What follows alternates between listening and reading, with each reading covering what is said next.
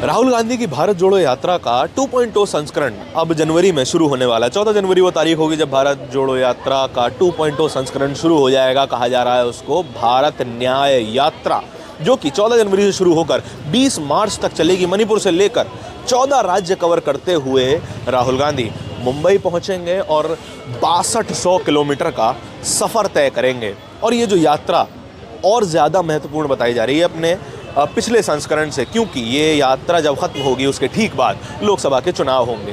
क्या ये यात्रा लोकसभा के चुनाव पर कोई असर डाल पाएगी? क्या ये यात्रा का पिछला असर बीते किसी चुनाव पे हुआ है या नहीं हुआ है, या फिर राहुल गांधी की इमेज मेकओवर में कोई इसका योगदान है या नहीं है? यही रॉ ओपिनियन जानने के लिए हम दिल्ली की सड़कों पर निकले हैं और ये भी जानेंगे कि लोकसभा चुनाव में वो क्या सोच रहे हैं। वोट देते वक्त आखिर एक यूथ, एक आम जनता क्या सोचती है?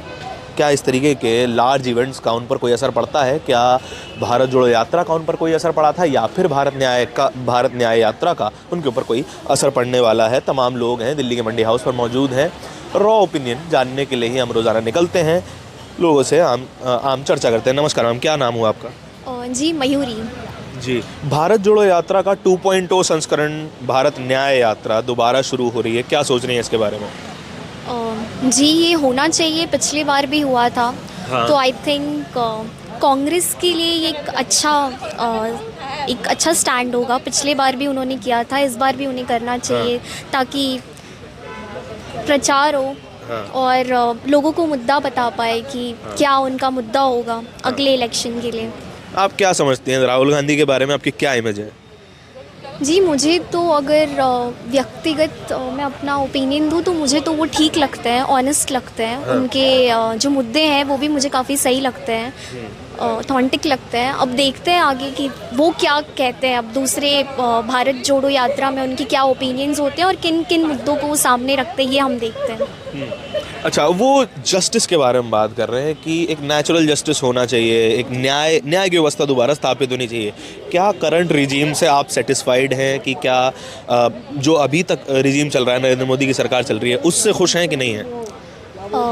बहुत ज़्यादा सेटिस्फैक्शन तो नहीं है और इनफैक्ट काफ़ी लूप होल्स है। मतलब जितना हमने एक्सपेक्ट किया था उतना तो हमें नहीं मिला। अगर अलग अलग हम क्षेत्र की बात की जाए और अलग अलग चीज़ों की बात की जाए तो जैसे अब बहुत ज़्यादा टाइम भी हो चुका है। अब ये भी नहीं कह सकते कि अभी अभी आए हैं, और they can't take time. Already उन्होंने काफ़ी टाइम ले लिया और बहुत ज़्यादा चेंजेस हमें नहीं देखने को 9 साल से ज़्यादा मिले। बीत चुके हैं। बिल्कुल। तो अब मुझे लगता है कि हमें एक नए रूल, एक नए गवर्नमेंट की ज़रूरत है जो अपने आप को शासक ना समझ के नौकर समझे। अच्छा, शासक ना समझ के नौकर समझे। क्या थॉट है इसके बारे में कि क्या जो गवर्नमेंट्स इलेक्ट होके आते हैं, क्या वो मतलब क्या खुद को राजा समझना शुरू कर चुके हैं क्या वो? जी बिल्कुल। मतलब ये तो कहने वाली बात होती है कि हम सेवक हैं, हम ये है, हम वो है, लेकिन अल्टीमेटली आप आते हैं और you start doing what you want. तो आप वही करते हैं जो आप करना चाहते हैं। आप सेवक ना समझ के अपने आप को शासक समझते हैं। तो ये तो है। तो हमें एक ऐसा नेता चाहिए जो उस चीज़ को, उस पद को और उस सेवक वाले पूरे डेफिनेशन को ठीक से हमें प्रूफ करके दिखाए। राहुल गांधी को पीएम कैंडिडेट मानती हैं? क्या पीएम बनने चाहिए? मेरे हिसाब से तो मुझे लगता है कि अब हमें एक बदलाव की ज़रूरत है, एक चेंज की ज़रूरत है। तो मुझे तो लगता है कि हाँ, बनना चाहिए।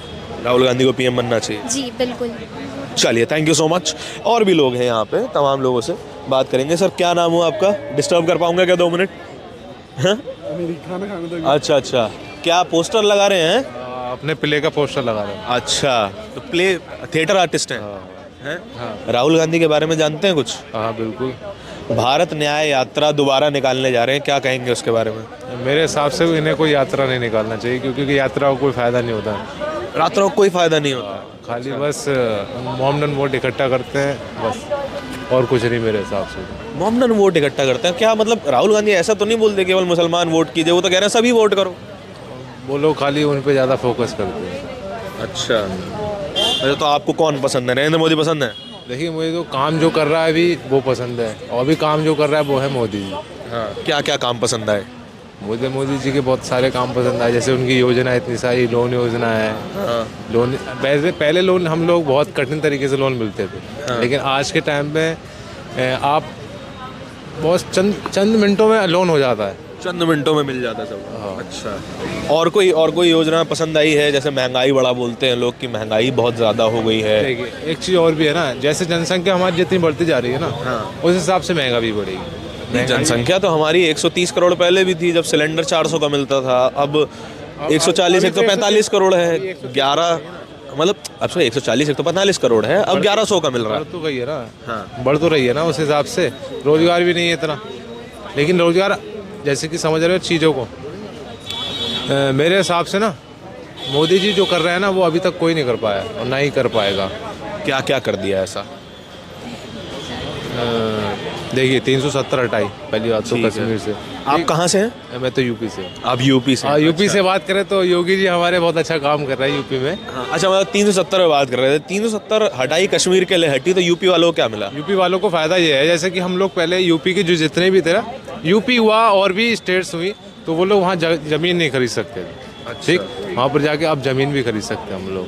अच्छा, और यूपी का आदमी कश्मीर में जाके ज़मीन क्यों खरीदेगा? मेरा दिल करता है कि मुझे वहाँ रहना है, इतनी दूर, इतने अच्छे वेदर में रहना है, इतना अच्छा वो हो रहा है व्यू, वहाँ लेकी ज़मीन रहना है, मेरा खुद का घर हो। आपका सबका परिवार, सबका बिजनेस यूपी में होगा, आप कश्मीर में जाके ज़मीन? मेरे पास इतना पैसा होगा तो मैं चाहूँगा कि एक फ्लैट वहाँ भी डाल दूँ ले जाके। अच्छा, बिल्कुल। प्रॉपर्टी बिजनेस माइंडेड आदमी है। बिजनेस हुआ, हर चीज़ में माइंडेड रहता है फिर तो आदमी, जब पैसा होता है तो ये चीज़ है। अच्छा, योगी बाबा ठीक लगते हैं? बिल्कुल। अच्छा, ये भी बोला जाता है कि मॉब लिंचिंग की घटनाएं बड़ी ज़्यादा हो रही हैं, किसी को भीड़ मिलके पीट के मार डालती है, देखिए है ना? ये भी बहुत ज़्यादा हुआ है नरेंद्र मोदी की सरकार में। देखिए मेरे हिसाब से तो, अगर मैं यूपी की बात कर रहा हूँ अभी फ़िलहाल में, यूपी में जैसे पहले जो दंगे होते थे, किसी को खुलेआम मार दिया जाता था। हाँ, और कोई रात में लेडीज़ जो हमारी होती हैं माँ बहनें, वो रात में चल नहीं पाती थी शाम के टाइम 6-7 बजे को। अब सेफ हो गया बिल्कुल? सेफ है। हाँ। बिल्कुल सेफ, 99% सेफ है। 99%? कहीं चीज़ें हो रही हैं। नहीं, देखो ऐसी घटनाएं तो हुई है ना कि मथुरा में एक महिला को उसकी लाश ब्रीफ केस में पैक करके फेंक गया था कोई। ये नहीं कह रहा हूँ, ऐसी घटनाएं तो होती हैं। खत्म हो चुका है, लेकिन हो रही है कहीं कहीं। लेकिन 99% तो बहुत बड़ा नंबर है। 99% मेरे हिसाब से 50 मान लेंगे। 50 नहीं मान सकते आप। हाँ। आप खुद आंकड़े उठा के देख सकते हैं कि पहले कितना ज़्यादा अत्याचार होता था लोगों हाँ। को, लेकिन आज के टाइम में योगी जी के बुलडोजर से डरता है आदमी। योगी के बुलडोजर से डरता है आदमी, तो मतलब कुछ करेंगे तो बुलडोजर चढ़वा देंगे। ये ठीक बात थोड़ी है। क्यों? ये बुलडोजर चढ़वाना ठीक बात थोड़ी है। तभी तो इंसान सुधरेगा, जब तक उनकी जड़ से नहीं। अब मान लीजिए मैंने कोई अपराध कर दिया तो मेरे घर में बुलडोजर चढ़वा दीजिए। आप अपराध करना भूल जाएंगे दोबारा। अगर बुलडोजर उसके लिए तो आप अपराध करना भूल जाएंगे दोबारा। अच्छा, उसके लिए तो कोर्ट वगैरह सब है ना, फिर तो कोर्ट बंद करवा देने चाहिए। देखिए कोर्ट का सीन जो है, कोर्ट में सुनवाई मेरे हिसाब से होती है ना, तो सालों से लगी रहती है। कई साल बीत जाते हैं, इंसान बूढ़ा हो जाता है, जवान। मान लीजिए आपने घर गिरा दिया, ठीक है, और बाद में जाके आदमी निर्दोष साबित हुआ, तब तो उसका तो नुकसान हो गया ना। घर भी उन्हीं का गिर रहा है जो बिल्कुल सबूत हो गए तब घर गिर रहा हाँ, है। तो वो कोर्ट को साबित करने दीजिए ना। जैसे कि अभी जे एक क्या नाम था उनका, उमेश, क्या नाम था, उमेश, जो कि मर्डर करे हुए थे। हाँ, चल रहे हैं, ठीक है, चलिए ठीक है, थैंक यू। अब लेट हो रहे हैं, कोई बात नहीं है। हाँ, इट्स ओके। अच्छा सर, क्या नाम हुआ? 2 मिनट बात कर सकते हैं आप लोगों से? हाँ, क्या नाम हुआ आपका? मेरा विकास लोहिया। विकास जी, राहुल गांधी की यात्रा दोबारा शुरू होने वाली है भारत न्याय यात्रा से, क्या सोच रहे हैं उसके बारे में? जी देखिए, ये मेरे अनुसार तो देखिए राजनीति है। ये भारतीय न्याय जो ये बोल रहे हैं, भारत न्याय यात्रा। हाँ, भारतीय न्याय यात्रा। इधर आइए, थोड़ा डस्टबिन आ रहा है इधर बीच में। अगर वो न्याय दिलाना चाहते हैं, इस यात्रा को छोड़ के अगर वो अपने इर्द गिर्द भी देखेंगे ना, तो बहुत लोग दिखेंगे जिन्हें वो न्याय दिला सकते हैं। लेकिन फिर राजनीति नहीं होगी। हाँ, तो मेरे अनुसार तो यही है कि वो एक वही अपना राजनीति के लिए ये कर रहे हैं। राजनीति के लिए? अब राजनेता है, राजनीति तो करेंगे। हाँ, तो वही जवाब दे रहा हूँ। आपने कहा न्याय, तो मेरे को तो नहीं लगता इसमें कोई न्याय व्याय वो करेंगे। अच्छा। हाँ, मेरे को नहीं लगता ऐसा। हाँ, लेकिन जो मुद्दे की वो बात कर रहे हैं, पिछली भारत जोड़ो यात्रा में भी जिन मुद्दों के बारे में बात कर रहे थे कि महिला सुरक्षा होनी चाहिए, सबको रोज़गार होना चाहिए, अगर बिजनेस मिले तो केवल एक कंपनी को ना मिले, बिजनेस मिले तो सबको समान तौर पे मिले, सिर्फ अडानी को ना मिले, अंबानी को ना मिले। ये जो वो कह रहे हैं हाँ, वो सही कह रहे हैं, लेकिन वो अब कह रहे हैं जब अब बीजेपी सरकार है उनकी नहीं है। क्या ये वो जब वो सत्ता में थे, कांग्रेस सत्ता में थी, कांग्रेस का कोई नेता ये कहता था? ये सबको पता है कि जैसे हर व्यक्ति है, हर व्यक्ति को बराबर न्याय का अधिकार होना चाहिए, हर गरीबी कम होनी चाहिए, ये हम भी मानते हैं, हम भी जानते हैं। लेकिन समस्या ये है कि ये केवल मुद्दों पे बोल रहे हैं कि हम ये करेंगे, इसका ये कुछ वो बताएं, तरीका बताएं, सुझाव बताएं, समाधान बताएं। ये सिर्फ एक समस्या बताते हैं जो है हमारे देश में। समाधान करने के लिए तो सरकारें हैं ना। ऑपोजिशन ये बोलता है कि कमियां ये है, ऑपोजिशन हमेशा यही बोलता है। बीजेपी जब ऑपोजिशन में थी वो बताती थी कि ये कमियां हैं, स्मृति ईरानी सिलेंडर लेके बैठती थी। तो आज महंगाई ज़्यादा है तो राहुल गांधी भी बोल रहे हैं, तो ऑपोजिशन का काम ही है ना। ये तो बिल्कुल है, महंगाई ज़्यादा है, मैं ये नहीं कह रहा वो बोलें, लेकिन उसका सही समाधान वो सिर्फ एक तरीके से अपनी पब्लिसिटी कर रहे हैं। वो अच्छी बात उन्होंने उठाई है, लेकिन उनके अगर कुछ ऐसे समाधान बताए जाएं हैं जिससे कि जो सरकार है उसको भी थोड़ा फर्क पड़े। अब सरकार को तो कोई फर्क पड़ नहीं रहा, कुछ ऐसा करे ना जिससे कि जो सरकार है उस पर कोई दबाव बने। क्योंकि समस्या ये है कि जो हमारा दबाव बनाने के लिए तो है ये यात्रा, न्याय यात्रा निकाल रहे हैं, दबाव बनाने के लिए तो है। ये दबाव के लिए तो है। देखो सबसे बड़ी बात तो ये है कि जो कांग्रेस अभी बहुत कमज़ोर है, इनका जो अपोजिशन है वही मजबूत नहीं है। बीजेपी जब अपोजिशन में भी थी तो उनके इतने एमपी रहते थे, इतने विधायक रहते थे कि वो दबाव बना पाती, दबाव बना लेते थे, बिल रोक लेते थे। हाँ। ये दबाव नहीं बना पाएगी, ये दबाव नहीं बना सकते, अभी तो नहीं बना सकते क्योंकि अभी इतना इनका है नहीं। अब आप दबाव बनाने की बात कर रहे हैं, अभी 146 जो है संसद से बाहर कर दिए, दबाव बनाएंगे कैसे? जो बोलता है संसद से बाहर कर देते हैं। महुआ मोइत्रा की सदस्यता गई, खैर वो तो अलग मुद्दा भी हो सकता है। जो भी सवाल कर रहा है, जैसे सिक्योरिटी ब्रीच पे सवाल किया, 146 सांसदों को बाहर कर दिया, ये तो समझ में नहीं आ रही ना। दबाव बनाए तो बनाए कैसे? सड़कों से तो बनेगा दबाव। देखो राजनीति इनके ये अपोजिशन है, ये आम जनता से ज़्यादा जानते हैं। तो ये मैं कह रहा हूँ जो ये स्टंट करते हैं अच्छी बात है, करें, लेकिन इसका कुछ इससे क्या समाधान निकल सकता है ये भी तो पब्लिक को पता हो। तो अच्छा, तो आपको नरेंद्र मोदी की सरकार अच्छी लग रही है कि नहीं? जी देखो, मैं बीजेपी का समर्थक हूँ, कुछ चीज़ें हैं इसमें कोई दोहराए नहीं है। मैं हमेशा से मैं वैसे रहने वाला यूपी का हूँ, गाजियाबाद का हूँ मैं।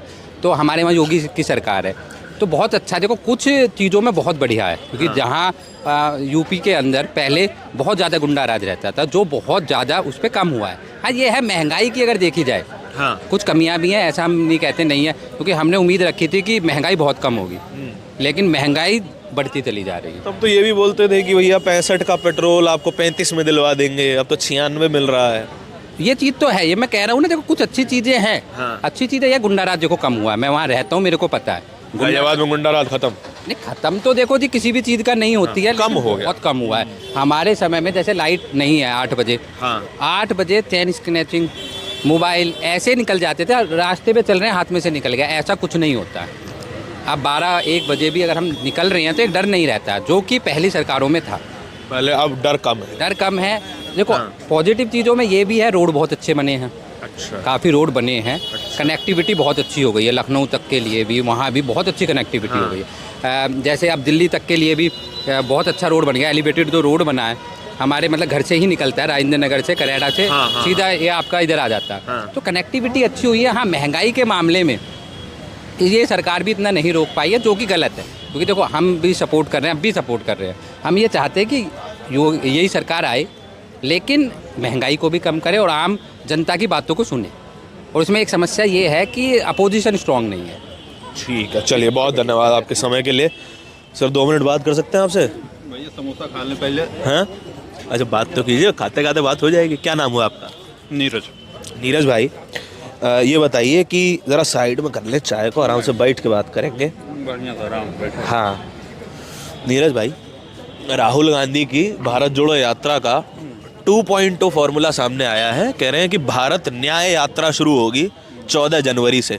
क्या सोच रहे हैं, कैसा है आइडिया? बढ़िया आइडिया है। हाँ, उनको करना चाहिए, उनके अंदर धीरे धीरे ऐसे करते करते मैच्योरिटी आएगी। हाँ, जो कहते हैं ना, सोने के चम्मच लेके घर में बच्चा पैदा होता है। हाँ, तो अभी तक उनके साथ वही था। अब वो ग्राउंड पे उतर रहे, जमी इंडिया को जान रहे, अपने आप को मैच्योर कर रहे। ये है कि ऐसे ही करते रहेंगे मेहनत तो 29 तक एक प्रबल दावेदार हो जाएंगे वो। 29 तक दावेदार होंगे? हाँ, 24 में नहीं होंगे? 24 में तो मामला खत्म है भाई, हाथ से जा चुका है मामला। अच्छा जी। बीजेपी कैसे? बीजेपी आ रही है, आप देख नहीं रहे हो कहीं कोई विपक्ष है? अभी तो इनका जो बनाया है गठबंधन इंडिया, हाँ, वो भी ढंग से नहीं, उसमें भी कोई सीटें कर लेकर खींचातानी मची हुई है। तो ये सब चीज़ें वो सब बीजेपी जैसा जो मोदी जी हैं उनके सामने राहुल जी अभी समझिए कि 20-30 का मामला है। 20-30% ही है? बस बस। अच्छा जी। अच्छा, तो लोग तो ये भी बता रहे हैं कि जनता परेशान है इसीलिए अब बदलाव होगा। कोई बदलाव नहीं होगा जब ये इतना ज़्यादा राजनीति कहाँ पे परेशान है? आप ये बताओ, कोई फील्ड बताओ परेशान किस चीज़ में है? देखिए, रोजगार की बात है। अग्निवीर में लाके अग्निवीर योजना आई, वहाँ पे कह रहे हैं कि जी 4 साल के लिए आप फौज में आइए, उसके बाद टाटा बाय बाय। अब यहाँ पे जनसांख्यिकी है ज़्यादा, डेमोग्राफिक डिविडेंड जो होता है जी, ठीक है ना, अगर उसका लाभ नहीं मिलेगा तो फिर कैसे चीज़? अगर ये जो नई जनरेशन है, इतने सारे युवा हैं, अगर इनको प्रॉपर जॉब वॉब नहीं मिलेगी तो प्रॉब्लम होगी। और रही बात जो आप बोल रहे हो अग्निवीर की, टेक्नोलॉजी का ज़माना है, अब कोई हाथ पैर से और लकड़ से युद्ध नहीं होता। हाँ, ठीक है। हाँ। टेक्नोलॉजी और तो सैनिक तो अब भी चाहिए ना सर? सैनिक चाहिए, लेकिन अब ऐसा तो नहीं है सैनिक हमने कम कर दिए, सैनिक तो रखा ही है। अब ऐसे जो अग्निवीर लिया है इसके बहुत सारे फायदे भी हैं, नुकसान है जो उनके जॉब कर रहे थे उनके लिए। जैसे एक परमानेंट जॉब उनके पास थी, वो चीज़ें अब कम हो गई हैं। हाँ। कम का मतलब कैंसिल है, 4 साल बाद कुछ लोगों को रखेंगे। हाँ। कुछ सबको हटा देंगे। और लेकिन यह है कि ये और लोग जैसे सिक्योरिटी गार्ड वगैरह और सब जगह पे जहाँ पे जॉब इन लोगों को। मेरे को एक बात बताइए कि एक सैनिक को मैच्योर होने में कम से कम 3-4-5 साल का समय लगता है, जब जाके वो सीनियर लेवल पे प्रमोट होता है और तब वो अपने सोचता है कि अब मैं सेटल हो जाऊंगा। खर्चे भी देखने ना भाई अपने। हाँ, खर्चे भी देखे, हमें टेक्नोलॉजी खरीदना, अच्छे इक्विपमेंट खरीदने, हाँ, सेना को भी मॉडर्नाइज करना है। हाँ। अगर अपने खर्चे केवल हम पेंशन और सैलरी में ही देंगे तो वहाँ के लिए पैसे कहाँ से बचाएंगे? नहीं, देखिए उस फैमिली में मान लीजिए अब कोई अग्निवीर वाला जवान भर्ती होता है, मान लीजिए गोली लग जाए, तब उसके परिवार का क्या होगा? अगर आप पर्सनल लेवल पे देखोगे हाँ, तो नुकसान है। हाँ। अगर आप देश के लेवल पे देखोगे तो प्रॉफिट है। ठीक है ना, ये लॉजिकल बात समझ में आ रही है। हाँ, बस यही इतना है इसमें। हाँ। अगर आप देश के कॉन्टेक्स्ट में देखोगे हाँ, तो देश को ये लिए फायदा है, आने वाले टाइम में भी फायदा है, और उसके बाद ये जो योजना आ रही है वो भी फायदा। लेकिन आप पर्सनल लेवल देखोगे, व्यक्तिगत रूप से भाई नुकसान है। हाँ। अच्छा, तो प्रधानमंत्री 2024 में किसको देखते हैं, नरेंद्र मोदी को ही या किसी और को? भाई कोई टक्कर नहीं है, कंफर्म है। 3 राज्य का चुनाव हुआ, उसने सब बता दिया। अगर हारना होता तो राज्य में ये हार जाते। अच्छा। अगर क्योंकि अब गवर्नमेंट तो फेयर है, श्योर है, फेयर है, और धूम धड़ाके से, मतलब 400 प्लस हो सकता है, ये भी हो सकता है। 400 प्लस सर, ये तो बड़ा नंबर है। मैं तो पूरे गठबंधन की बात कर रहा हूँ, चल बीजेपी एनडीए। चलिए, बहुत धन्यवाद, थैंक यू। आपका समोसा भी आधा हो गया। चलिए सर 2 मिनट आपसे बात कर सकते हैं क्या? हैं, क्या नाम हो आपका? फौजान अहमद। है जी? फौजान अहमद। फौजान भाई, राहुल गांधी की जो भारत जोड़ो यात्रा का 2.0 वर्जन आ रहा है, उसके बारे में जानते हैं? भारत न्याय यात्रा 14 जनवरी शुरू हो रही है, क्या सोचते हैं? सर, ये इसका रिज़ल्ट ना अभी नहीं आएगा। हाँ, अभी जनता का रुझान कहें तो अलग ही है। ठीक है, अभी जो सत्ता में पार्टी है वो मीडिया के अनुसार और भी मतलब कई तरह से प्रमोशन मान लीजिए आप एक तरीके से, हाँ, उसके थ्रू इन्होंने इतना प्रचार प्रसार कर रखा है, शायद ग्राउंड पे उतना कुछ नहीं है। अच्छा। और आज की जो ज़माना है, इस ज़माने में यही चल रहा है कि प्रचार और प्रसार के थ्रू सारी चीज़ें। अच्छा, सिर्फ प्रचार है, हवा में बातें, हवा में बातें। हाँ। अब आप देख लीजिए, हम दिल्ली में रह रहे हैं। आप दिल्ली में रहते हैं, कहाँ रहते हैं? जी, मैं दिल्ली वाला ही हूँ। दिल्ली वाले हैं। अब कांग्रेस की सरकार में शीला दीक्षित जी ने जो काम कराया था, हाँ, उन्होंने अपने ज़माने में बहुत अच्छा काम कराया था। हाँ, ठीक है।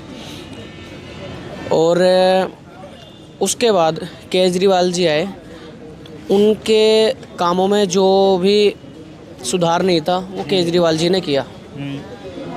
अब जैसे कि ऐसा नहीं है कि पहले स्कूल नहीं थे, पहले थे स्कूल, बट उन्होंने जो पुराने स्कूल्स थे हाँ उनको मॉडिफाई किया, मॉडिफाई कर दिया, बेहतर बना दिया। बेहतर किया। हाँ। कम से एजुकेशन कम लोग तो ऐसा ही बताते हैं। एजुकेशन बेहतर की है। हाँ पहले बच्चों को जिस लेवल की एजुकेशन मिलती थी, लेवल उन्होंने अपग्रेड किया। ठीक है। ठीक है, हॉस्पिटल्स वगैरह में सुविधाएं दी। अब तो केजरीवाल भी इंडिया अलायंस का हिस्सा हैं, कांग्रेस पार्टी को समर्थन दे रहे हैं। सर पॉलिटिक्स का अगर देखोगे ना तो वही है, चोर चोर मौसेरा भाई। चोर चोर मौसेरा भाई, अब कौन कौन कौन चोर है, कौन है मौसी के लड़के, थोड़ा बताइए। सारे चोर हैं, कोई सी भी आप पार्टी उठा लो, सब चोर हैं। सब चोर हैं। हाँ, कोई कम कोई तो फिर तो ज़्यादा। सरकार बनाने के लायक ही नहीं है कोई। कोई कम कोई ज़्यादा, नॉर्मल सी बात है ही नहीं। आप बता दो कौन सा बीजेपी का, कौन सा कांग्रेस का हाँ। मिनिस्टर या कोई एमएलए करोड़पति अरबपति नहीं है, एक दिखा दो आप। सही बात है। अपने हिंदुस्तान की राजनीति में लेकिन मोदी 3 से 4 मिसाल हैं हाँ। कि जिनका आज भी कच्चा घर है। हाँ एमपी रह चुके हैं लेकिन उनका आज भी कच्चा घर है। वो मिसाल आज की डेट में दिखाएगा कोई? कच्चा घर तो नहीं कहूंगा, पर एपीजे अब्दुल कलाम के बारे में कहा जाता है कि उनकी वेल्थ में से सिर्फ एक चेस्ट बचा था, एक संदूक था एक संदूक था जिसमें किताबें थी, कुछ उनका उनका तो घर भी सामान नहीं था अपना। उनका तो अपना पर्सनल घर भी नहीं था। वो ये भी पिछले कुछ दिनों पहले दिल्ली में एक तगड़ी राजनीति चल रही थी केजरीवाल के सरकारी बंगले के ऊपर। हाँ, करोड़ों का बंगला है। करोड़ों का चलो केजरीवाल ने वो करोड़ों का बंगला, सरकार केजरीवाल की गई, केजरीवाल का हाथ से गया, कोई रजिस्ट्री नाम नहीं कराई ठीक बात है। है। लेकिन भारतीय जनता पार्टी ने उसके बंगले को प्रमोट करने के लिए जितना पैसा बंगले में नहीं लगा उससे ज़्यादा प्रमोट करने में लगाया। क्या वो पार्टी के मिनिस्टर ने अपने घर से लगाया? हाँ। जनता की जेब से गया है ना। हाँ। अच्छा ये बताइए, 2024 में प्रधानमंत्री किसको देख रहे हैं? दोबारा नरेंद्र मोदी आएंगे या इंडिया अलायंस का कोई आएगा? सर अभी तो 2024 में नरेंद्र मोदी ही है। नरेंद्र मोदी ही हैं। जी, जो हवा इन्होंने बनाई हुई है, तो कोई भी नहीं इस चीज़ को बोल सकता कि कोई और सी सरकार आ सकती, क्योंकि राहुल गांधी का फेस इन्होंने इतना अलग बना दिया है ना, मीडिया के अनुसार बहुत, मतलब उसको पप्पू बना दिया है। हालांकि अगर देखा जाए तो वेल एजुकेटेड में अपने केजरीवाल जी डिज़र्व करते हैं। केजरीवाल डिजर्व करते हैं। चलिए, thank you thank you thank you thank you thank you for your time. और भी लोग हैं, अजीत अंजुम नाम से चैनल है, वो देखिएगा। हाँ जी, और भी लोग हैं। हेलो मैम, 2 मिनट बात कर सकते हैं आपसे? मैम, राहुल गांधी की यात्रा दोबारा शुरू हो रही है, क्या सोच रही हैं, कैसी रहेगी? ठीक रहेगी, हाँ लेकिन जैसे पहले थी उसी तरह रहेंगी। हाँ। चुनाव फिर लोकसभा का चुनाव दोबारा कौन जीतेगा? प्रधानमंत्री नरेंद्र मोदी बनेंगे या कोई और बनेगा? नहीं, नरेंद्र मोदी बनेगी। नरेंद्र मोदी बनेंगे। क्या काम अच्छा लगता है आपको? काम जो भी अच्छा है, लेकिन नरेंद्र मोदी बनेंगे। हाँ, अभी उनकी चांस नहीं है। अभी उनकी चांस नहीं है। नहीं, अच्छा, इंडिया अलायंस में तो और भी नेता हैं, मल्लिकार्जुन खड़गे हैं, अरविंद केजरीवाल लेकिन हैं। अभी तत्काल में यही बनेंगे। इनके जैसा अभी कोई आया नहीं है, कोई उतना वाला नहीं हुआ है, लेकिन इसी साल यही बनेंगे।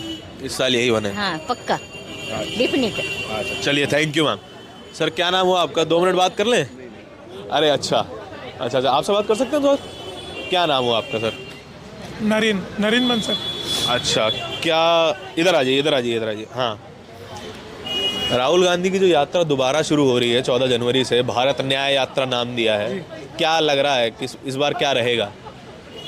देखिए, रिस्पांस तो आना चाहिए हाँ और मजबूत विपक्ष की मांग है, हाँ।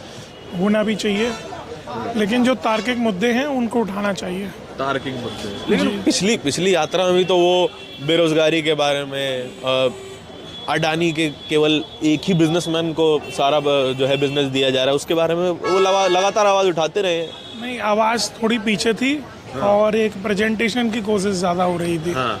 उसमें कि किसी नेता को आगे बढ़ाया जाए, लेकिन मुझे लगता है ना, देश को, देश के मुद्दों को आगे रखना चाहिए, उसके बाद किसी फेस को आगे रखना चाहिए। अच्छा, तो किस फेस को देखते हैं अभी के लिए कि 2024 में कौन बन सकता है प्रधानमंत्री?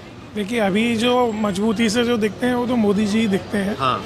विपक्ष में ऐसा कोई व्यक्ति अभी दिख नहीं आपको रहा। पसंद है नरेंद्र मोदी? हाँ, कोई दिक्कत नहीं है। जिस तरह कुछ से काम अच्छे लगे आपको? हाँ बिल्कुल। जैसे बताएं। इंफ्रास्ट्रक्चर पे काम हो रहा है, ठीक है, एक बहुत तेज़ी से काम हो रहा है।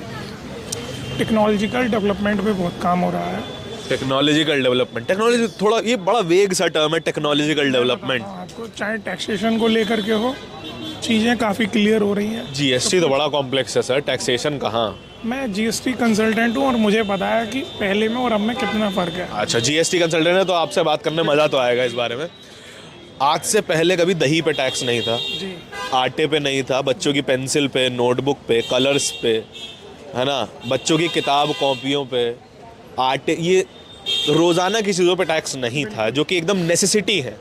उस पे टैक्स लगाना क्या ठीक है, बताइए ज़रा। मैं बताता हूँ आपको, पहले भी टैक्स था, राज्य सरकारें वैट के रूप में वैट लगाती थी, बिल्कुल वसूलती थी। हाँ। अब उसको जीएसटी का नाम ले दिया।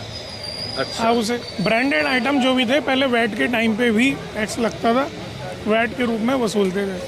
हाँ, हाँ, कुछ चीज़ों पे एक्साइज है ना एग्जेम्प्ट होता था।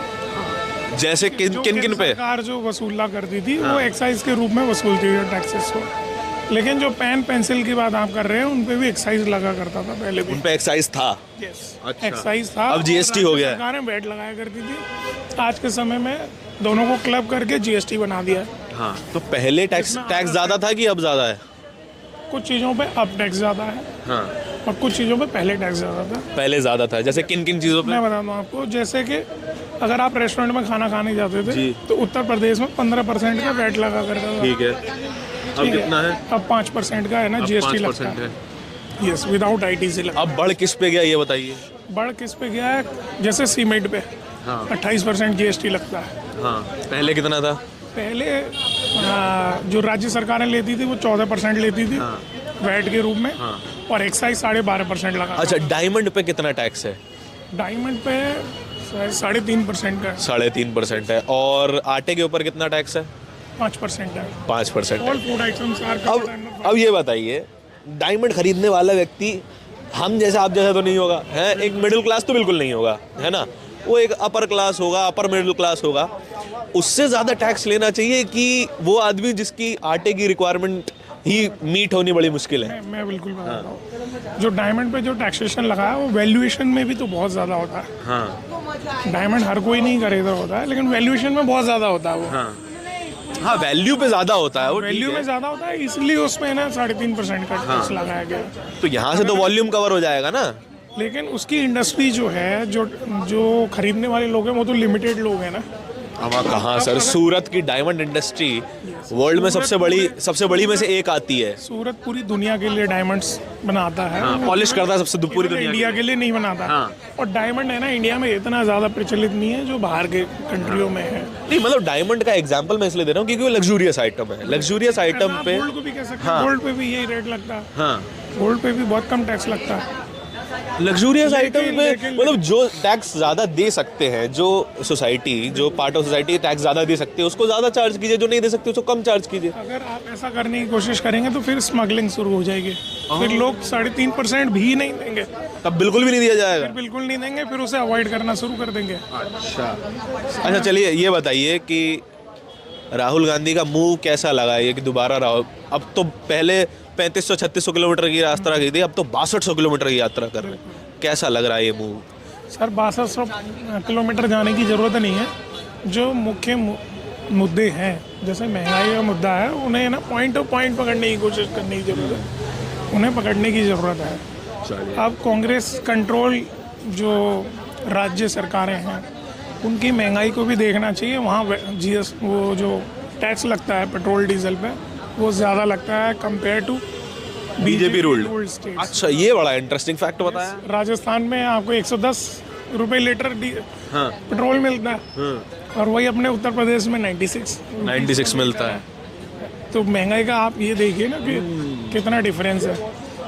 वो फेयर इनफ, वो जो आपके 14-15 रुपये हैं, ठीक, वो महंगाई पे इम्पैक्ट करते हैं। उसी तरीके डीजल में भी डिफरेंस है।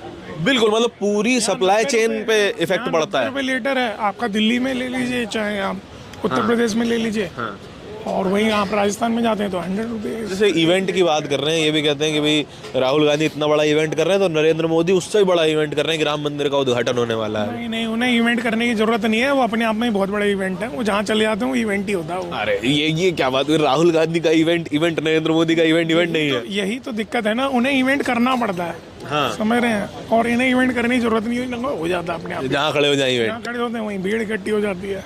समझ रहे हैं? चलिए थैंक यू सो मच। क्या नाम हुआ आपका? Narendra. Thank you so much for your time, thank you so much. और भी लोग हैं, उनसे भी बात कर सकते हैं। सर 2 मिनट बात कर लेंगे? क्या नाम हुआ सर आपका? मेरा नाम नीलेश हुआ। नीलेश जी, राहुल गांधी की भारत जोड़ो यात्रा दोबारा शुरू हो रही है, अब नया नाम दिया है भारत न्याय यात्रा। क्या सोचते हैं इसके बारे में, क्या विचार है? पहली भारत जोड़ो यात्रा के बारे में भी आपने सुना होगा।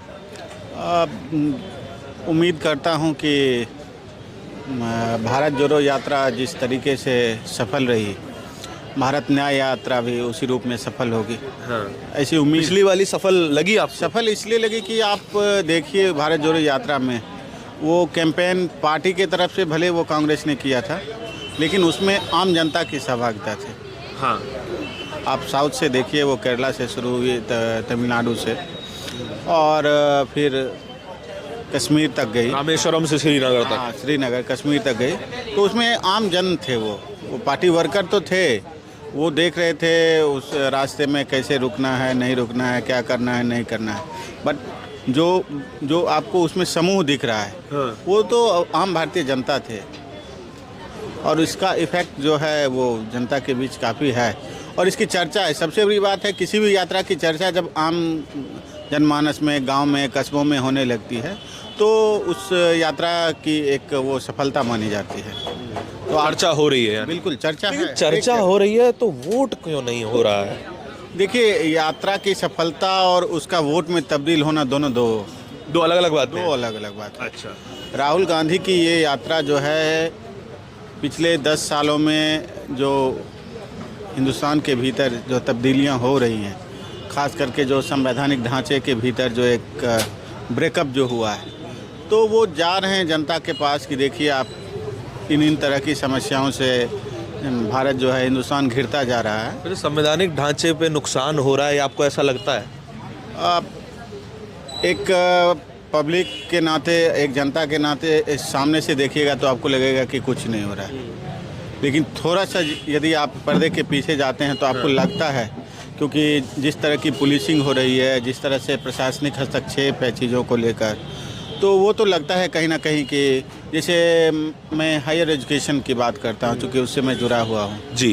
तो पहले जो गवर्नमेंट थी तो वो अपने जो भी प्रोग्राम होते थे उसका इंस्टीट्यूशन के भीतर कोई मायने नहीं रखता है। आप किसी पार्टी से बिलोंग करते हैं, सरकार ने क्या योजना लाई, नहीं लाई, क्या करे, नहीं।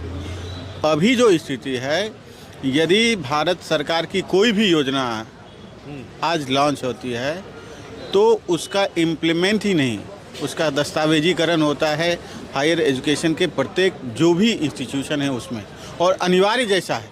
वो कहा नहीं जाता कि अनिवार्य है, हाँ। लेकिन इस तरह का वातावरण निर्मित है कि यदि आप उसमें शामिल नहीं होते हैं तो आप अपने को लगता है कि कहीं मैं इस सिस्टम के अगेंस्ट तो नहीं जा रहा हूँ। सिस्टम के अगेंस्ट जाने में डर लगता है? डर लगता है, हाँ। पहले डर नहीं लगता था। ये लगता है कि आज के समय में युवाओं के सामने तो सबसे बड़ा बेरोजगारी है, हाँ। और डर इसलिए लगता है कि कोई रोजगार पाया हुआ है वो पुनः बेरोजगार हो जाएगा। तो ये डर तो है, हाथ में आया रोजगार ना चला जाए, हाथ में आया रोजगार ना चला जाए, हाँ। ये डर है, ये डर है। ये आप आराम से जाइएगा बियॉन्ड द पार्टी तो आपको दिखेगा ये डर, और आप इन्फ्लुएंसर होके जाइएगा कि मैं बीजेपी का हूँ, मैं जेडीयू का हूँ, मैं आरजेडी का हूँ, मैं कांग्रेस का हूँ, तो वो आपको नहीं दिखेगा, कहेगा ये ऐसे ही बोलता है।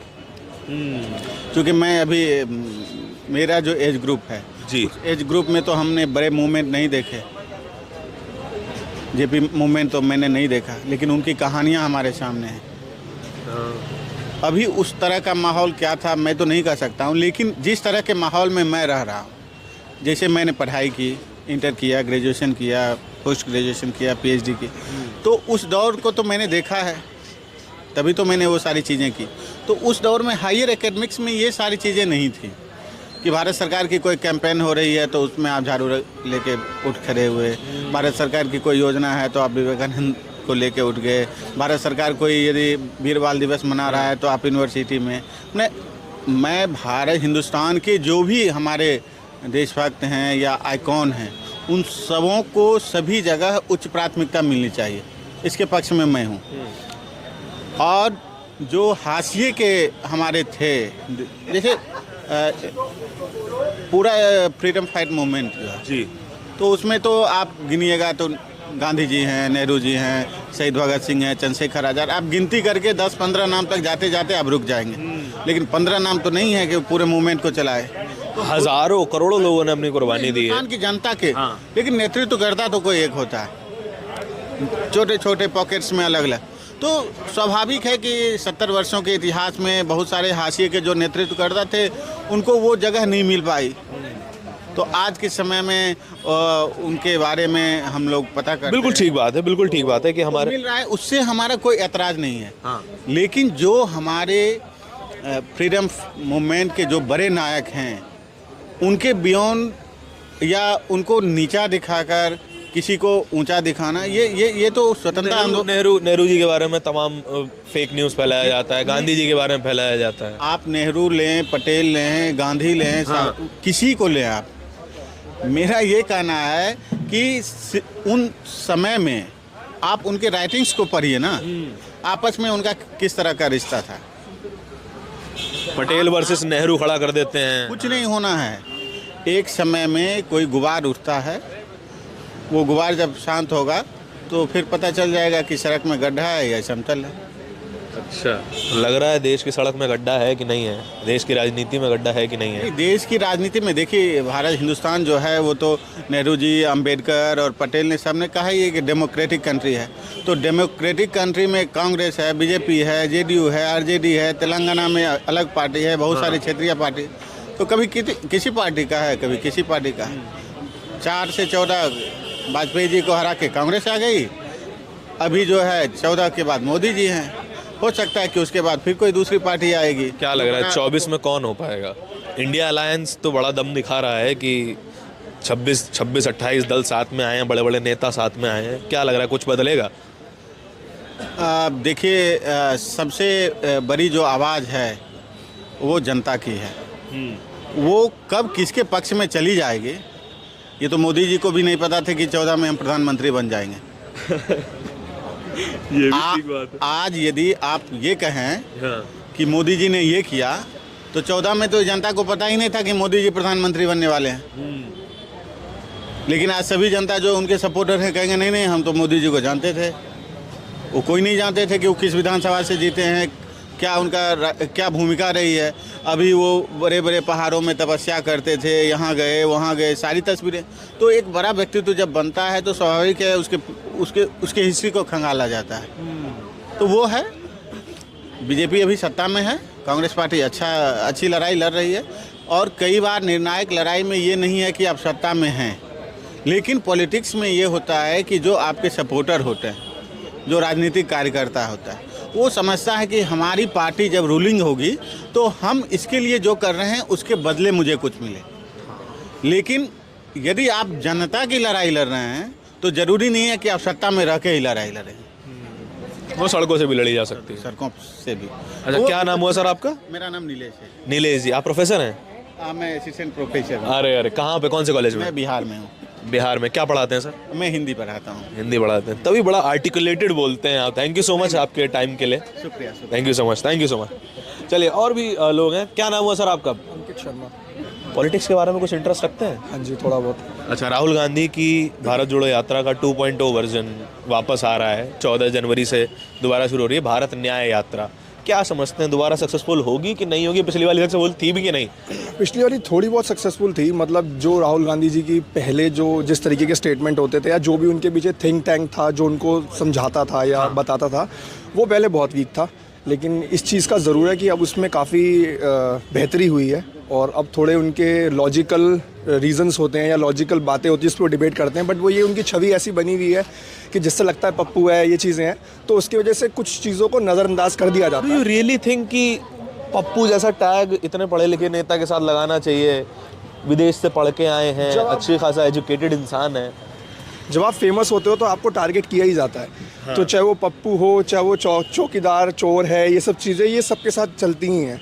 तो इस चीज़ को तो आप ये नहीं कह सकते कि लगाना चाहिए नहीं लगाना चाहिए, वो तो जनता के ऊपर या उनके कुछ स्टेटमेंट्स के ऊपर डिपेंड करता है।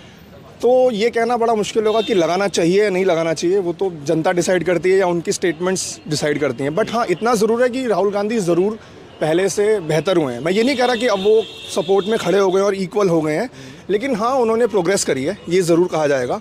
और बाकी जहाँ तक आने वाले चुनाव का है उसमें लगता यही है कि बीजेपी जीत जाएगी, क्योंकि एक मजबूत चेहरा नहीं है। एक जो पीएम फेस होना चाहिए वो फेस इंडिया अलायंस में या जो विपक्ष है उसमें नहीं है। जो कि मैं कहूँगा जिस तरह से बीजेपी अगर ज़्यादा जगह पे आ रही है वो एक अच्छी डेमोक्रेसी के लिए ठीक नहीं है। मतलब आई एम नॉट अ अच्छी डेमोक्रेसी के लिए ठीक नहीं है, थोड़ा डिटेल में बताइए इसको। उसका रीज़न ये है कि एक अच्छी डेमोक्रेसी के लिए एक मजबूत विपक्ष का होना ज़रूरी है। अगर एक मजबूत विपक्ष नहीं होगा तो अगर सारी जगह एक ही पार्टी होगी तो जो वो चाहेगी वो करेगी। इसका प्रो और कॉन दोनों हैं। कुछ लोग इसको ये भी बोल सकते हैं नहीं, जो वो करना चाहती है वो चेंजेस कर पाएगी। बट आप इसको अगर बैलेंस करके देखें तो ये चीज़ है कि अगर एक अच्छा विपक्ष होगा तो आप कुछ चीज़ें ऐसी होंगी जो जनता के हित की होंगी और वो आपका सवाल, आपका जो जवाब है या सवाल है वो उठाएगी वहाँ पर और कुछ डिस्कस होगा या वो होगा। तो ये चीज़ ज़रूर है कि एक अच्छा विपक्ष भी होना चाहिए। अच्छा, जो अभी रिसेंट में 146 एमपीज़ को बाहर किया गया एमपी पार्लियामेंट से, पूरे सेशन के लिए उन्हें सस्पेंड कर दिया गया, केवल एक ही सेशन बचा हुआ है अब। क्या समझते हैं कि किस तरह का फैसला था, क्योंकि सिक्योरिटी ब्रीच पे सवाल पूछे जा रहे थे? कुछ फैसले ऐसे हैं जो लगता है कि मतलब लिए जा रहे हैं, थोड़ा सा ज़्यादा हार्श हो रही है गवर्नमेंट, या थोड़ा सा ज़्यादा मे बी अब उनका क्या सोचना है, क्या नज़रिया है। बट हाँ, थोड़ा हार्श ज़रूर लगता है इस तरीके के डिसीजंस। अच्छा, as a PM Narendra Modi कैसे लगते हैं आपको? अच्छे लगते हैं, बिल्कुल अच्छे लगते हैं। हाँ। और अभी आप बता रहे थे कि बीजेपी का ज़्यादा डेमोक्रेसी के लिए सही नहीं है। मैंने आपको बोला थोड़ा सा कॉन्ट्रास्टिंग हो गया। नहीं, मैं आपको बोल रहा हूँ ना, मैं किसी एक पार्टी को सपोर्ट नहीं करता। Fair enough. बैलेंस बनाता हूँ। एज अ पर्सनैलिटी वो आप खुद भी डिनाई नहीं कर सकते कि एक बहुत ही डायनामिक पर्सनैलिटी हैं। और मैं ये नहीं कहूँगा उनका डंका बजता है, ये सब चीज़ें हैं, बट एक डायनामिक पर्सनैलिटी ज़रूर है। उनकी प्रेजेंस ज़रूर दिखती है, चाहे वो गलत करें चाहे वो सही करें, उनकी प्रेजेंस दिखती है। तो ही इज़ समथिंग, तभी वो आज यहाँ पर हैं भी और तभी वो कंटिन्यूसली इतने लोगों का वो भी जीत रहे हैं। मैं ये नहीं बोल रहा कि जीत रहे हैं सही है गलत है, बट कुछ तो है उस बंदे में जिसकी वजह से वो आज जो है, और जितना उनका क्रेज़ है और जितना उनका करिश्मा है और जो इनकी चीज़ें हैं, तो कुछ तो है। मतलब एज अ नेता अच्छे लगते हैं। एज अ वोटर आप किस मुद्दों पे वोट देने वाले 2024 इलेक्शन? जॉब्स जो हों वो अच्छे से हों, डेवलपमेंट अच्छे से हो। बाकी मैं क्योंकि सिविल बैकग्राउंड से बिलोंग करता हूँ, लाइक मेरे को 13 इयर्स का एक्सपीरियंस है मेट्रो सिविल में, ब्रिजेस की ड्राइंग्स में, ड्राफ्ट्समैन। तो मुझे सिविल इंजीनियर है? नहीं, मैंने अब डिप्लोमा किया हुआ है, मैं ड्राफ्टिंग करता हूँ, बट मुझे 13 इयर्स का एक्सपीरियंस है। तो हाँ, मतलब काइंड ऑफ आप कह सकते हैं। तो मुझे ऐसा लगता है कि इंफ्रास्ट्रक्चर में बहुत बूम हुआ है। जो नितिन गडकरी जी हैं उनका तो चाहे बीजेपी की हो, तो बहुत लोग करते हैं। हाँ, तो ये इसके चलते देखें तो बीजेपी की गवर्नमेंट में ज़रूर इंफ्रास्ट्रक्चर में बूम हुआ है, बहुत सी अच्छी चीज़ें हुई हैं। तो वो तो है कि मतलब चीज़ें ठीक हुई हैं। और एज अ वोटर मैं आगे भी यही चीज़ें चाहूँगा कि एजुकेशन में और बाकी चीज़ों में हो। Fair enough. मैम, आपका क्या नाम हुआ? मोनिका। जी, आप भी यही सोचते हैं? I agree with him. अच्छा, नहीं, मैं एक विमेन का पॉइंट ऑफ व्यू देखना चाहता हूँ कि मैम सोसाइटी महिलाओं के लिए और भी अलग हो जाती है, ज़्यादा कठिन भी हो जाती है। विमेन सेफ्टी के नज़रिए से आप इस गवर्नमेंट को क्या रेट करेंगे, किस तरीके से देखते हैं? सर, सेफ्टी पर्पस के लिए देखा जाए तो अभी भी लड़कियों के लिए बहुत मुश्किल होता है बाहर निकलना, ये भी क्योंकि वो पूरी तरीके से सेफ फील नहीं करती हैं। क्योंकि आज भी वो चीज़ें, केसेस उतने मतलब पहले से इम्प्रूव हुए हैं, लेकिन फिर भी कहीं कहीं एरियाज़ में आज भी वही चीज़ें चलती हैं। सो मेरा पॉइंट तो ये है कि अभी थोड़ा और इम्प्रूवमेंट होना बहुत ज़रूरी है कि लड़कियों की सेफ्टी पर्पस के लिए। पहले से काफ़ी इम्प्रूव हुआ है, लेकिन और होना भी बहुत ज़रूरी है, क्योंकि अभी भी केसेस काफ़ी है। Actually sir, thank you so much, thank you for your time. Sir, क्या नाम हुआ आपका? बात कर लें 2 मिनट के लिए आपसे? क्या है, थोड़ा सब्जेक्ट बता दो। मैं वही सब्जेक्ट ही बता रहा हूँ कि भारत जोड़ो यात्रा जो पिछली थी उसका 2.0 वर्जन आ रहा है, भारत न्याय यात्रा। इसके बारे में क्या सोचते हैं? राहुल गांधी के बारे में क्या सोचते हैं, थोड़ा बताइए। अब क्या बताऊँ यार, आज का सरकार बड़ी कंफ्यूज वाली है। कंफ्यूजन है? अच्छा, भारत जोड़ो यात्रा के बारे में क्या सोचे? पिछली वाली सक्सेसफुल थी कि नहीं थी? बहुत सुपर सक्सेसफुल थी वो तो। भारत जोड़ो यात्रा सक्सेसफुल थी? अच्छा, विपक्षी तो ये बोलते हैं कि हाँ केवल इवेंट मैनेजमेंट था, ये था बस, और कुछ नहीं था।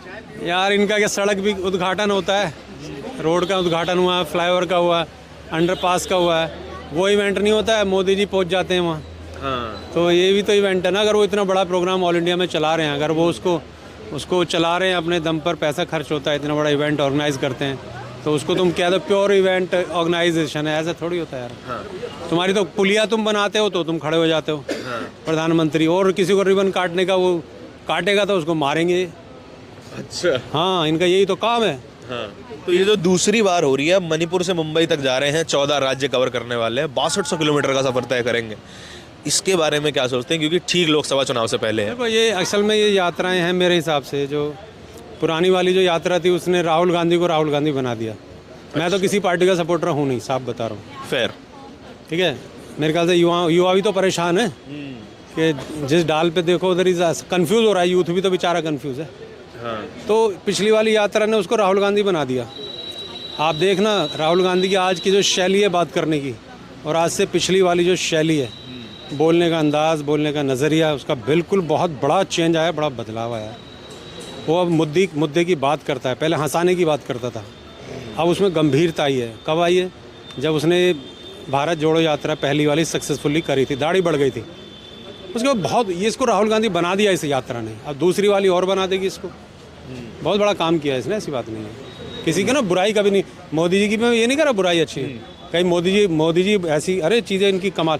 अब एक बात और ध्यान से सुनना अभी। जी बताइए। मोदी जी कहते हैं, उनका मजाक उड़ाते हैं लोग, कहते हैं ये कोई प्रधानमंत्री है जो कहता है पकौड़े तलो पकौड़े बेचो। हाँ अरे भाई मेरे, उनका मतलब कहने का ये है, काम कोई छोटा बड़ा नहीं होता, तुम घर से रजाई में से उठो तो सही मेरे यारो। लेकिन उसका काउंटर आर्ग्यूमेंट ये कहा जाता है कि पकौड़े तलने की बात कही, ठीक है, एक पकौड़े का ठेला लगाने वाला भी रोजगार है, ठीक बात, कुछ काम तो करो। लेकिन दूसरी बात ये है कि जब हम देश में बेरोजगारी देखते हैं और जब हम पीएचडी होल्डर, एमए होल्डर एक ग्रुप डी की नौकरी के लिए अप्लाई करता हुआ देखते हैं, तो हम क्रिटिसाइज तो करेंगे ही ना कि सरकार आखिर सही लेवल पे सही कैपेबिलिटी वाले इंसान को क्यों नहीं अपॉइंट कर रही है। ज़्यादातर लड़के हैं, चाहे कोई भी है, यूथ, हम भी यूथ रहे थे, तो आजकल ये सोचते हैं बस सरकारी नौकरी मिल जाए, सरकारी नौकरी मिल जाए, सरकारी नौकरी कहीं मिल जाए, चाहे क्लर्क की मिल जाए, पियोन की मिल जाए। ये मोदी जी ने तो कहा था ना कि 2 करोड़ देंगे। नहीं यार, रोजगार की बात करी उन्होंने, ये थोड़ी कहा कि सरकारी नौकरी ही दे देंगे। आप देखो ना, तो एम्प्लॉयमेंट जनरेशन में 2 करोड़ नहीं हुआ। आपकी कंपनी, आपका टीवी की कंपनी, आप भी मेरे ख्याल से 5-10 लोगों को तो एम्प्लॉयमेंट कम से कम दे ही रहे होंगे, शायद 20-25 को दे रहे, मुझे मालूम नहीं। ठीक है, ये बढ़िया काम है आपका। अगर ये चाय वाला भैया बेच रहा है 8 दो, इससे बिल्कुल डायरेक्ट लोग 5-6 लोग क्या इसका क्रेडिट क्या गवर्नमेंट को मिलना चाहिए? क्यों नहीं मिलना चाहिए? वो कह रहे हैं, वो मोदी जी ने कॉन्फिडेंस देने की कोशिश करी थी कि पकोड़े बेच लो यार। पकोड़े का मतलब पकोड़े ही नहीं बेचने। सर जुमलों से कॉन्फिडेंस थोड़ी आता है, पॉलिसीज से आता है। मोटिवेशनल स्पीकर को आप सुनिए, किसी को भी मोटिवेशनल स्पीकर सुनते हैं, वो क्या कहते हैं? असल में वो भी कॉन्फिडेंस बढ़ाने की बात करते हैं। सुबह आप उठिए, उनको किसी महेश्वरी जी को सुन लीजिए, किसी को भी सुन लीजिए, सुरेश जी को सुन लीजिए, आप वो कॉन्फिडेंस बढ़ाते हैं कि ये करना। चलिए ठीक है, कॉन्फिडेंस भी बढ़ा दिया, लेकिन आप जिस संवैधानिक पद में बैठे हैं, संसद में बैठे हैं, तो वहाँ पे तो आपको पॉलिसी बनाने के लिए भेजा गया था ना कि आप कॉन्फिडेंस दीजिए, अच्छी बात है। मेरी बात सुनिए, कांग्रेस भी पॉलिसी बनाती थी जी, ये भी गवर्नमेंट पॉलिसी बनाती है। देखो, जब अब आप एक सिक्के के 2 पहलू होते हैं, ऊपर था फिर नीचे था, एक राम है एक शाम है, या एक राम है हनुमान है, या रावण और राम कह लो। तो इनकी पॉलिसीज़ के बनाने के अंदाज में ना कुछ फ़र्क मिलेगा ज़रूर। उनके माइंडसेट में, कांग्रेसियों के में, इनके में फ़र्क तो मिलेगा, और मिलना चाहिए भी। जब तक 2 पार्टियां अलग अलग मिजाज की नहीं होंगी, तब तक निचोड़ निकलेगा नहीं। हाँ, लेकिन जब पॉलिसी की बात आती है, उदाहरण लेता हूँ मैं, बता दीजिए। 370 हटाने की बात आई, ठीक है, 60-50 साल तक ये लगे रहे, आग लग जाएगी, ये हो जाएगी, छू के देखो, खून खराबा, ये खराब। भैया कुछ भी नहीं हुआ उसमें। मोदी जी ने खटाक से फोन मारा, उनको क्या नाम है जो वहाँ के गवर्नर थे, अच्छा गवर्नर जी, उनका नाम भूल गया मैं, हमारे चौधरी साहब। तो वो क्या, पत्ता कुछ भी नहीं, मक्खी भी नहीं मरेगी, हटाओ इसको, खत्म बात। पहले हमें भी याद है 14 से पहले हम पाकिस्तान ये कर दो तो पाकिस्तान। लेकिन जब आप 370 हटा के आप, पाकिस्तान का नाम ही नहीं है कहीं, नहीं पाकिस्तान, वो हमारा लेवल ही नहीं है यार। हमारा वो डिस्कशन ही नहीं है, कि हमें उस कंट्री के बारे में बातें नहीं करनी। बेरोजगारी बहुत बड़ी समस्या है, ये बात सच है। बहुत बड़ी समस्या है बेरोजगारी की, ये बात सच है।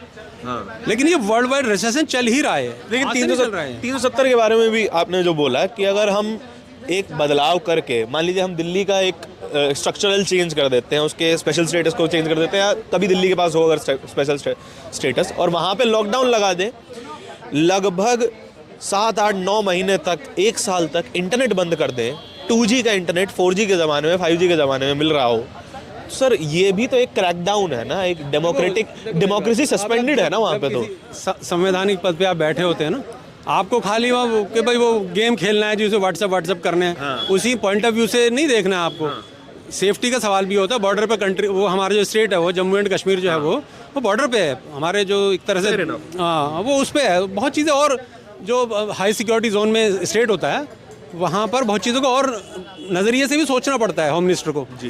तो वो सोचते हैं, वो बंद कर दिया, ठीक है, खून खराबा कम ना हो या थोड़ा मतलब ज़्यादा ना हो, तो उस कंट्रोल में चीज़ें रहें, उनका उद्देश्य खून खराबा रोकना तो बहुत ज़्यादा ज़रूरी है, जान एक भी इंसान की तो खोलेंगे भी उसको, ऐसा नहीं है, ये ठीक है, पहले भी गवर्नमेंट करती रही है ये काम, बदनाम किसी को गलत नहीं करना, जो सही करे सही करे। नहीं, जो आर्ग्यूमेंट्स है मैं आपको आर्ग्यूमेंट पूछ रहा हूँ और आपके ओपिनियन जानना है। बता रहा हूँ आपको, मैं कोई किसी पार्टी का साइड नहीं ले रहा हूँ। मेरा भी कोई एजेंडा नहीं है कि मैं भी लोगों की एकदम नॉर्मल एक रॉ ओपिनियन जानने के लिए निकला हूँ कि वो क्या सोच रहे हैं। मोदी जी ये कहते हैं कि भाई वो आत्मनिर्भर बनो, अरे भाई वो सही तो बोल रहे हैं आदमी, वो सही बोल रहे हैं यार, आत्मनिर्भर बनो तो सही।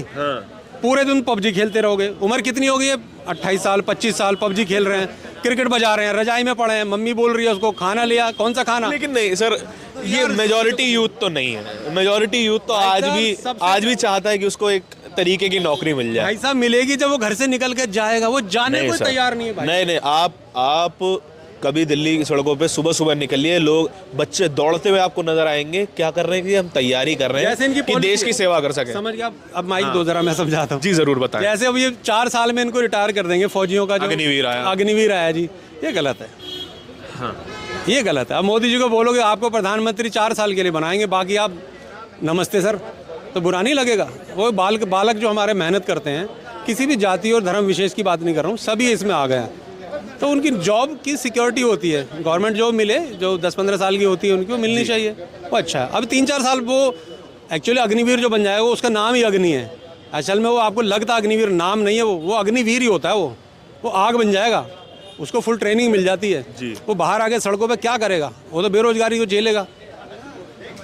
आप उसका सोचिए वो कहाँ जाएगा फिर। वो एक डिप्रेस्ड युवा के हाथ में इतनी ज्यादा छूट गई उसकी, इतनी ज्यादा ताकत है, ये मोदी जी ने बिल्कुल गलत किया है। हाँ। इसकी जरूरत नहीं थी। ये हो सकता है अभी 12 साल की जॉब होती है, मेरे ख्याल से 12 की होती है, 18 साल की होती है, 18 साल की होती है। एक सैनिक के आम सैनिक के 18 नहीं 15 कर लो, 14 कर लो, कुछ पैसा मिलेगा उसमें बिजनेस कर लो, आप मुर्गी फार्म खोल लो, और कोई कुछ और मशरूम उगाना सीख लो, खेती बाड़ी कर लो, या कोई छोटी सी इंडस्ट्री लगा लो, ये है रोजगार कर लो। बहुत काम है यार, तुम यूट्यूब इतना काम है, लोग करने को तैयार नहीं है। चलिए, thank you so much sir. आपका नाम क्या हुआ? राज सागर। Raj ji, thank you so much आपके समय के लिए।